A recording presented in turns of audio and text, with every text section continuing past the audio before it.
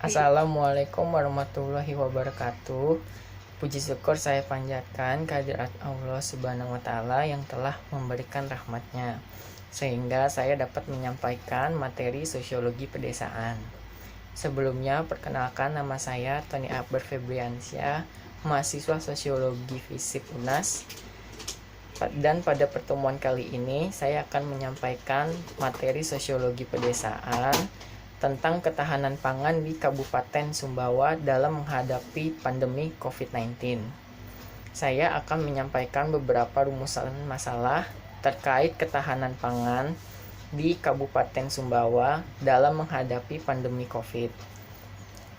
Di antaranya, yang pertama, saya akan membahas pengertian dan konsep ketahanan pangan. Lalu yang kedua, saya akan membahas permasalahan pangan di Kabupaten Sumbawa. Lalu yang ketiga, saya akan membahas program rujukan untuk mengatasi permasalahan pangan di Kabupaten Sumbawa. Dan yang keempat, saya akan membahas strategi ketahanan pangan dan faktor ketahanan pangan. Pertama, saya akan menjelaskan pengertian dan konsep ketahanan pangan.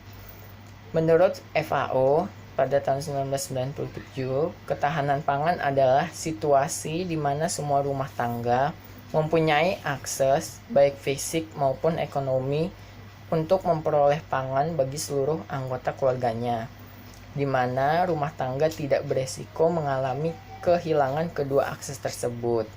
Sedangkan dalam Undang-Undang Nomor 7 Tahun 1996 tentang pangan, ketahanan pangan didefinisikan sebagai kondisi terpenuhinya pangan bagi setiap masyarakat yang tercermin dari tersedianya pangan yang cukup, baik jumlah maupun mutunya akan merata dan terjangkau.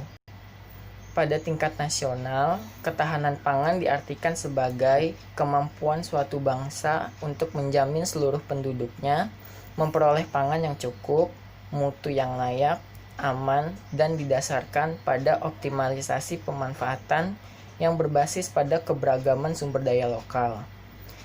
WHO mendefinisikan 3 komponen utama ketahanan pangan, yaitu ketersediaan pangan, akses pangan, dan pemanfaatan pangan. Dan Food and Agriculture Organization menambahkan komponen yang keempat, yaitu kestabilan dari ketiga komponen tersebut dalam kurun waktu yang panjang. Penjelasan kedua, saya akan menjelaskan mengenai masalah pangan di Kabupaten Sumbawa pada masa pandemi COVID. Permasalahan pangan yang terjadi di Kabupaten Sumbawa pada masa COVID-19 disebabkan oleh 2 hal berikut. Yang pertama, belum tercapainya pola pangan harapan atau PPH dan masih terdapat desa rawa pangan. Terdapat 2 hal yang membuat belum tercapainya PPH di Kabupaten Sumbawa. Yang pertama, masyarakat yang masih dominan mengkonsumsi pangan berbahan baku beras. Lalu yang kedua, kurangnya kualitas konsumsi pangan keluarga. Lalu terdapat beberapa faktor yang mendorong adanya desa rawan pangan di Kabupaten Sumbawa. Yang pertama, kurangnya akses terhadap sumber daya pangan yang menjadi salah satu penyebab terjadinya kerawanan pangan di desa tersebut. Lalu yang kedua, masih minimnya ketersediaan air bersih. Dan yang ketiga, masih kurangnya tenaga kesehatan di desa yang mengalami kerawanan pangan. Lalu, penjelasan yang ketiga, saya akan menyampaikan program rujukan untuk mengatasi permasalahan pangan di Kabupaten Sumbawa pada saat pandemi COVID-19. Terdapat 3 program yang menjadi rujukan sebagai intervensi sistematik dalam mengatasi permasalahan pangan di Kabupaten Sumbawa pada masa pandemi COVID.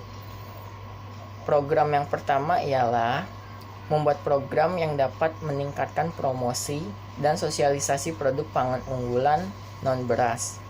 Program yang kedua, mendukung tumbuhnya industri dan inovasi pengembangan produk pangan lokal. Yang ketiga, memastikan fasilitas, infrastruktur, dan bantuan di semua lini pangan, mulai dari produksi hingga konsumsi, agar berjalan sebagaimana mestinya. Lalu, Penjelasan yang keempat, saya akan membahas strategi ketahanan pangan dan faktor ketahanan pangan. Strategi yang dikembangkan dalam upaya pembangunan ketahanan pangan adalah sebagai berikut. Yang pertama, peningkatan kapasitas produksi pangan nasional secara berkelanjutan. Strategi yang kedua, revitalisasi industri hulu produksi. Yang ketiga, revitalisasi industri pasca panen dan pengolahan pangan. Yang keempat, revitalisasi dan restrukturisasi kelembagaan pangan yang ada. Yang kelima, pengembangan kebijakan yang kondusif untuk terciptanya kemandirian pangan. Lalu untuk faktornya sendiri, dalam mewujudkan ketahanan pangan nasional terdapat beberapa faktor yang mempengaruhi ketahanan pangan, antara lain harus memperhatikan faktor kondisi ekonomi, politik, sosial, dan keamanan. Yang kedua, harus memperhatikan faktor sarana dan prasarana. Yang ketiga, memperhatikan faktor teknologi.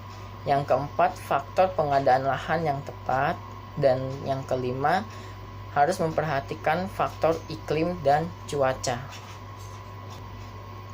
Sekian penyampaian materi yang bisa saya sampaikan tentang ketahanan pangan di Kabupaten Sumbawa pada masa pandemi COVID.